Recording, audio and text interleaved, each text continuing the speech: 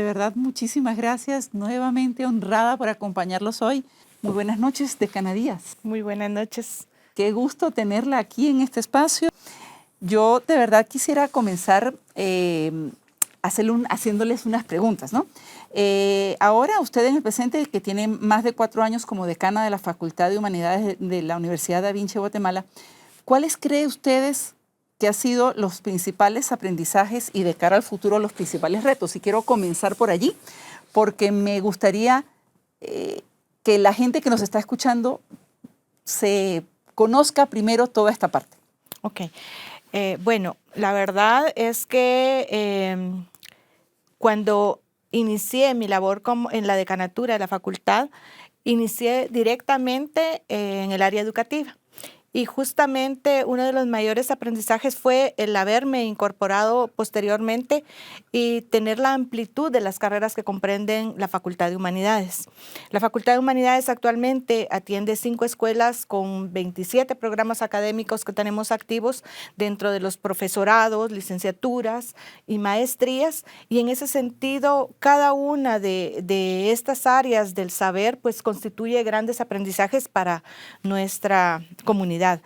La verdad es que conocer desde el momento en el perfil, por ejemplo, de los estudiantes que llegan a cada una de estas carreras es una experiencia muy interesante, muy invaluable y que nos genera grandes aprendizajes. La verdad es que es muy diferente hablar, por ejemplo, con docentes en servicio, que son en una buena parte nuestros estudiantes de la Escuela de Ciencias Educativas, como con los estudiantes de Ciencias de la Comunicación, cuyos intereses son muy propios de la juventud actual y pues que manejan el tema tecnológico de una manera impresionante. O bien, por ejemplo, los estudiantes o las personas que se interesan por el área de psicología, que tienen una mística diferente de acercamiento y acompañamiento al ser humano, tanto a nivel personal o dentro de una organización y de una institución. Entonces, no digamos, por ejemplo, quienes están formando en el área de el profesorado de educación física, donde pues toda la parte de desarrollo motor pues tiene un componente especial. Y pues también dentro de la oferta académica tenemos a personas que se dedican al acompañamiento espiritual que también tienen una mística diferente, ¿verdad? Entonces, solo desde ahí podríamos poner un ejemplo de la cantidad de aprendizajes que conlleva el estar de cerca con esta variedad de personas que se acercan a nosotros para estudiar. No digamos más allá si empezamos a adentrarnos en la parte puramente disciplinar de cada una de las carreras que componen la Facultad de Humanidades. Allí pues son otro tipo, comprender lo que significa ser formado para ser un comunicador que genere opinión, que no simplemente vaya y pues se ponga frente a una pantalla para pues decir situaciones, pero que no provoque en la audiencia algún proceso de reflexión, es algo pues que de veras nos reta, nos motiva, ¿verdad? ¿Cómo hacemos para llegar a ese perfil profesional? Y así podría ir mencionando yo cada una de las profesiones que pues realmente nos generan una cantidad de aprendizajes y el contacto incluso con los docentes, con el claustro docente, con el equipo académico de la facultad, pues me ha generado una gran cantidad de aprendizajes que yo valoro inmensamente. Creo que en estos 4 años que tengo de haberme integrado a la familia Da Vinci, he crecido personal y profesionalmente de una manera impresionante. Gracias por esa primera aproximación y por ser tan legítima, tan carismática comentándolo. A mí me gustaría muchísimo agregar a la presentación que hizo el director Alvarado algunos datos. Primero, está casada, tiene 58 años de edad y tiene distintas habilidades y destrezas entre las que destacan la empatía, el liderazgo, las buenas relaciones interpersonales, la escucha activa, el trabajo en equipo, la proactividad, la iniciativa, la capacidad de análisis y 3 valores que es importante destacar: la responsabilidad, el respeto y la honestidad. Vamos a ir profundizando poco a poco, pero yo quisiera hacerle una nueva pregunta y es, Durante los últimos años, las responsabilidades al frente de la Facultad de Humanidades no le han permitido poder tener el tiempo suficiente para ser decana y para ser docente universitaria al mismo tiempo. Y cuando uno la oye hablar con esa pasión del docente y de la decanatura como tal, a mí me gustaría saber, primero, que seguramente vamos a seguir contando con usted en cualquier momento en que la decanatura le permita, usted lo va a hacer, ¿verdad?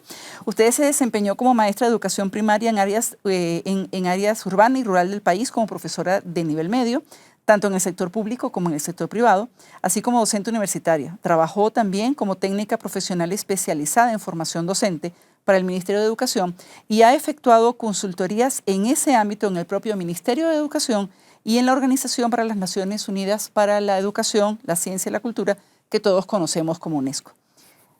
¿Cuál es la manera en la que usted me podría describir o nos podría describir que le apasiona la docencia? ¿Qué es lo que más le apasiona, decana? Bueno, muchas gracias por la pregunta.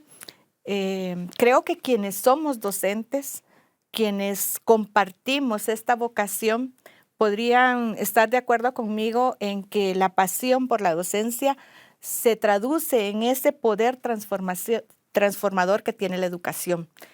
Sé por formación y por experiencia que los docentes podemos incidir de manera significativa en la vida de una persona. Y en ese sentido, el ver el impacto que uno puede generar en un niño, en un joven, es una experiencia que nos llena de satisfacción. La verdad es que a veces uno puede empezar con un mal día y al llegar al salón de clases y ver la sonrisa de un niño, pues cambia totalmente la perspectiva de cómo uno se plantea. En ese sentido, creo que eso, el transformar vidas, el incidir directamente en el desarrollo, en el crecimiento de una persona, es lo que nos motiva y lo que nos hace estar frente al salón de clases, independientemente sea en el nivel preescolar, en el nivel medio o en las aulas universitarias. ¿Qué cursos tuvo bajo su responsabilidad y cuál considera que es la importancia de cada uno de ellos en la formación integral, particularmente de quienes han escogido a la Universidad Da Vinci de Guatemala como su casa de estudios? Muchísimas gracias. Aquí quiero hacer una acotación inicial y es que en términos generales, cada uno de los cursos que conforman un plan de estudios tiene una razón de ser de por qué está allí. Cuando nosotros diseñamos una carrera, cuando nos planteamos un programa académico, pensamos, nos imaginamos en ese profesional que va a egresar de nuestra casa de estudios, lo que en filosofía de la educación se llama el modelo antropológico de nuestro currículum. En ese sentido, cuando uno lista las características de lo que ese profesional va a ser, elabora una serie de competencias en diferentes ámbitos. Cada uno de los cursos de la malla curricular justamente va a contribuir al cumplimiento de ese perfil profesional. Y en ese sentido, cada uno de los cursos tienen una razón de ser y un porqué y un para qué de estar ahí.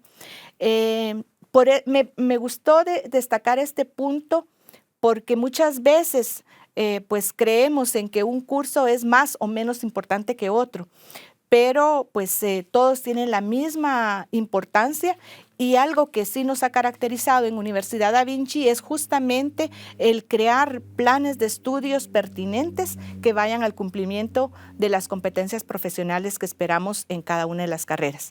Dicho esto, me gustaría compartir que pues los cursos que he desarrollado básicamente en carreras del área de educación pues están orientados justamente a mi formación y experiencia profesional. Y en ese sentido han sido cursos vinculados al conocimiento de la realidad educativa del país, a cursos al desarrollo curricular y también algunos cursos vinculados a la práctica docente de nuestros estudiantes.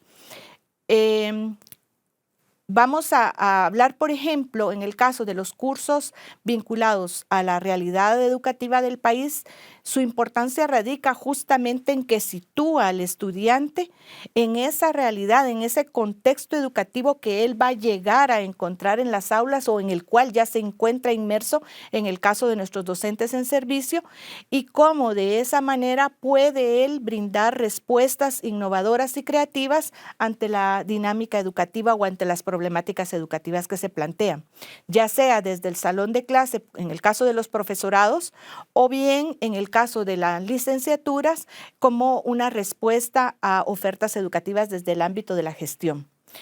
En el caso de los cursos de desarrollo curricular, por ejemplo, la importancia radica en justamente que quien se está formando en el caso de la docencia conozca las bases curriculares y el planteamiento curricular de nuestro sistema educativo. Con esas bases pueda desarrollar procesos de planificación y de desarrollo de propuestas, de estrategias de aprendizaje para innovar su práctica educativa. Y en el caso de los cursos de práctica, acá me gustaría mencionar que son cursos que van dirigidos justamente a que el estudiante ponga ya en aplicación todos los cursos y todos los conocimientos que ha adquirido durante su formación. Pero más allá de una práctica que puede pensarse de una manera tradicional, los cursos están desarrollados desde una concepción de investigación-acción. ¿Qué quiere decir esto? El estudiante llega con la posibilidad de elaborar diagnósticos educativos en los diferentes ámbitos que se desarrollen. Y en esa línea, con esos diagnósticos que hace, prioriza las necesidades educativas para dar una respuesta innovadora en su práctica docente. Quiero referirme ahí en particular a un curso que me apasiona, en el cual yo participé en su diseño, que es el de práctica sala cuna. El curso se llama así porque es parte del profesorado de educación inicial y preprimaria que desarrollamos tanto en Huehuetenango como en Quetzaltenango y en Guatemala, y que va dirigido a la formación de educadores especializados en la atención a la primera infancia. Dicho sea de paso, me parece oportuno mencionar que las propuestas educativas de nuestra universidad son pertinentes en cuanto a las necesidades que el sistema educativo plantea. Y en este caso, una de las áreas mucho más olvidadas en el sistema educativo nacional es justamente el nivel inicial y el nivel preprimario, siendo las edades más importantes y donde se desarrollan procesos cognitivos fundamentales para el aprendizaje posterior. En nuestro país, los 3 primeros años de vida están delegados o no forman parte del Ministerio de Educación. La atención y cuidado de los niños de estas edades está pues delegada a guarderías, daycare, que bajo la supervisión de la Secretaría de Bienestar Social. Entonces el ministerio incluso ahí pierde un poco de su competencia. Pero regresando a este tema, pues ahí la idea es que nuestras estudiantes, las que se están formando para profesores y liderar procesos de acompañamiento, justamente llegan a estas salas de cuidado infantil y tienen la posibilidad de hacer diagnósticos sobre incluso la misma infraestructura de una sala de cuidado. O sea, si es necesario incluso plantear a veces cuestiones muy prácticas como el hecho de tapar los tomacorrientes porque los niños pueden tener ahí algún contacto con él. Entonces, pues opinar y proponer situaciones correctivas específicamente al tema, llamémoslo, de infraestructura. Pero luego entran a un proceso de aplicación de pruebas que permitan medir el desarrollo integral de estos niños. Y es ahí donde identifican las posibilidades de intervención educativa. Si un niño tiene algún rezago en sus destrezas motoras, por ejemplo, pues la intervención que van a realizar nuestros estudiantes, si bien implica estimular todas las áreas de desarrollo, va a fortalecer específicamente también esta área en particular que se encuentra en debilidad. Y posteriormente, pues, plantean la posibilidad de intervención, realizan su intervención y finalizan con la elaboración de un proyecto y de un informe técnico.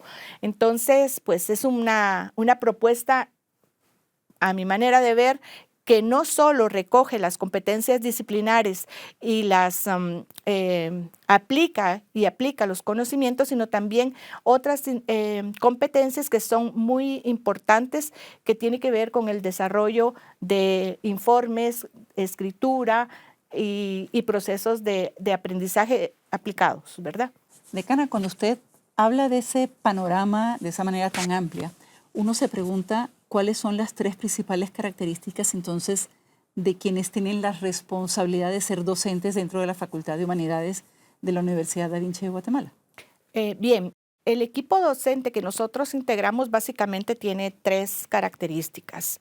Uno, podemos decir su calidad académica y profesional. 2, personas que se apasionan o que tienen la pasión de compartir sus conocimientos y experiencias, es decir, la parte de docencia.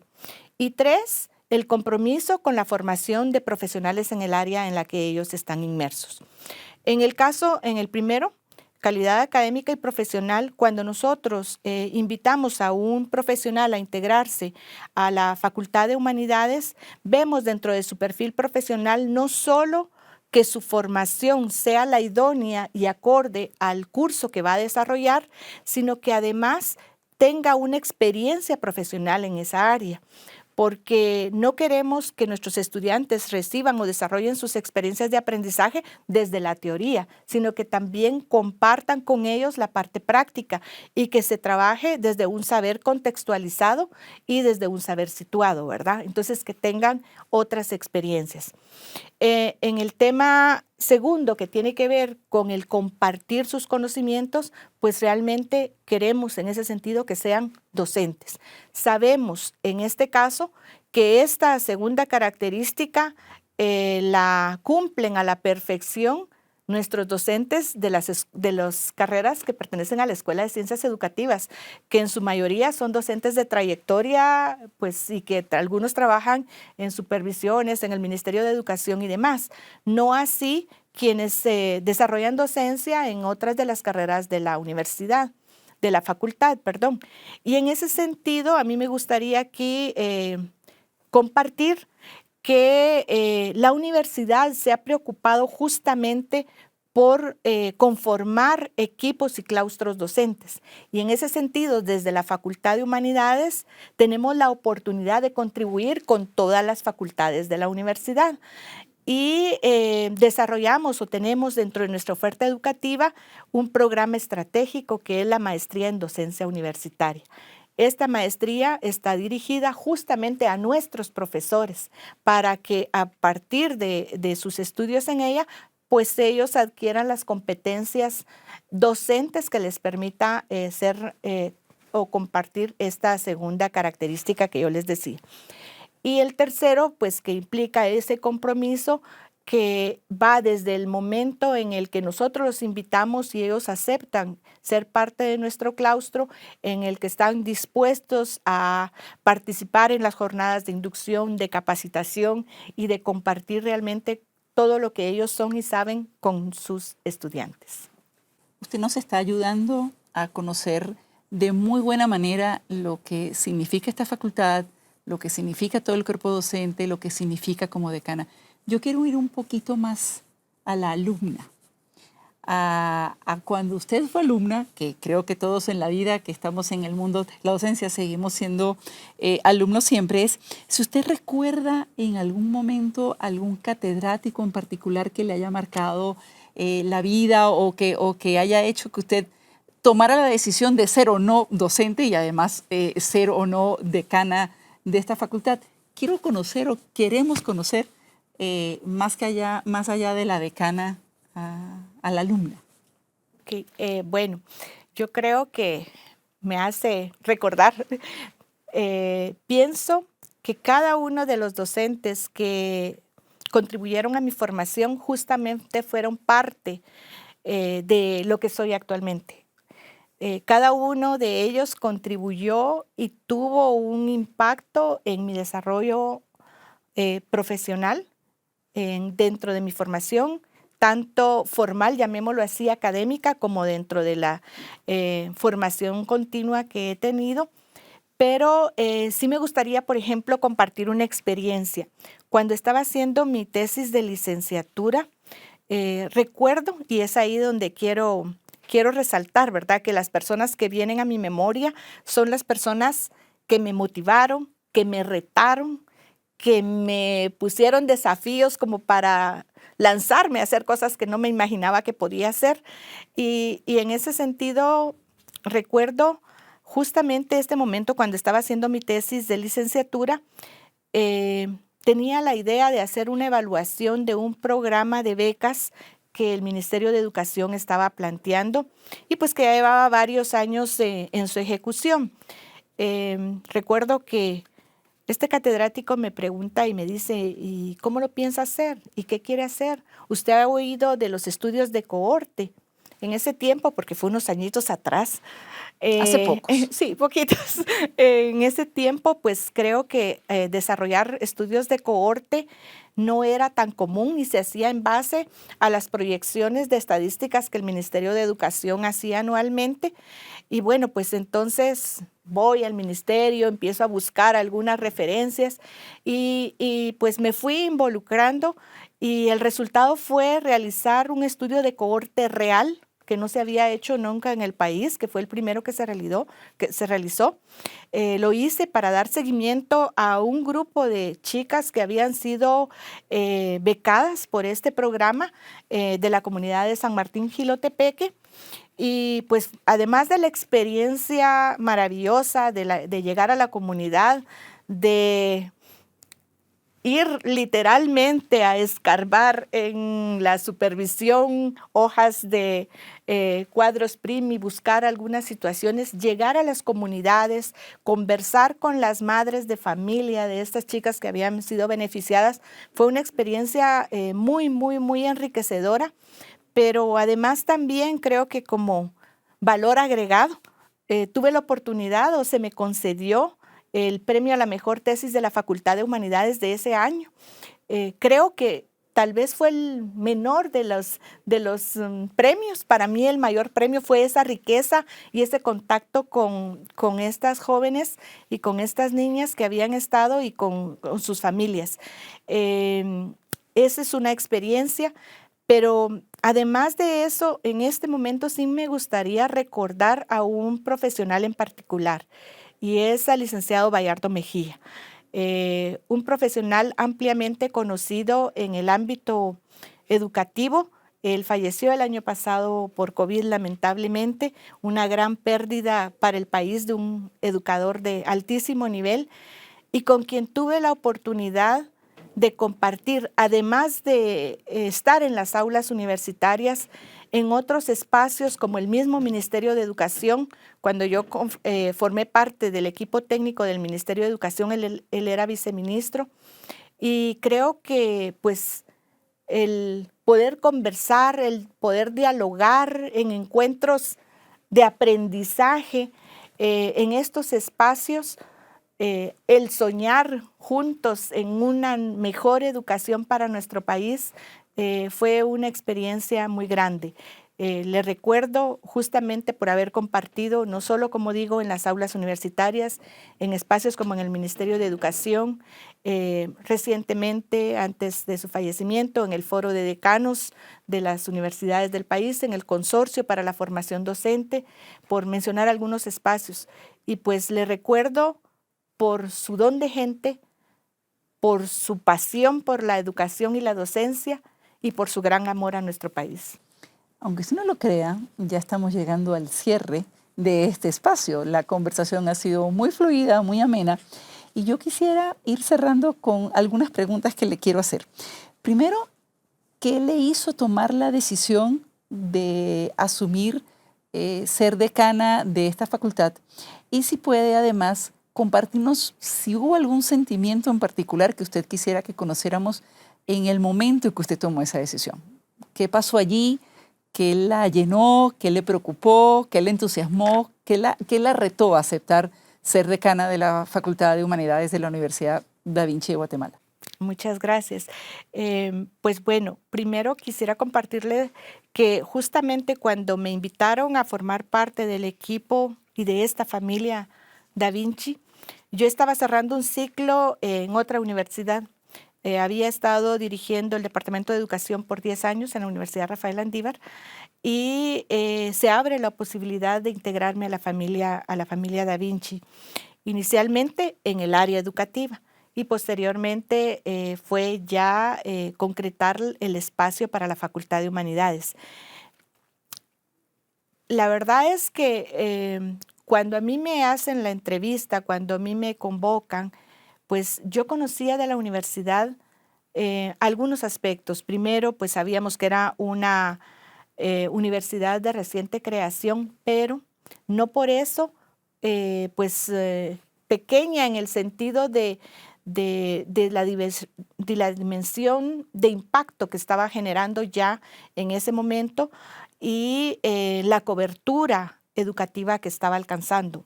Eso fue algo que me impresionó, ver la cantidad de sedes en las que se tenía presencia, porque ahí piensa uno, bueno, creo que lo que puedo hacer, lo que puedo aportar va a llegar a muchas de las áreas en las que usualmente no hay educación superior. También recuerdo haber analizado el hecho que el campus de fundación de nuestra universidad es en Huehuetenango.